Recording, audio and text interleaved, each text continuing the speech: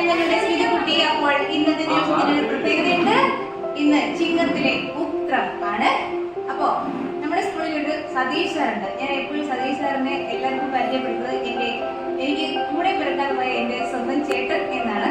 അപ്പോൾ എൻ്റെ ചേട്ടൻ്റെ പിറന്നാളാണ് ഇന്ന്, ചിങ്ങത്തിലെ ഉത്രം. അപ്പോൾ നമ്മുടെ ചേട്ടന് ഞാൻ ഗിഫ്റ്റ് കൈമാറാണ്. Happy birthday to U.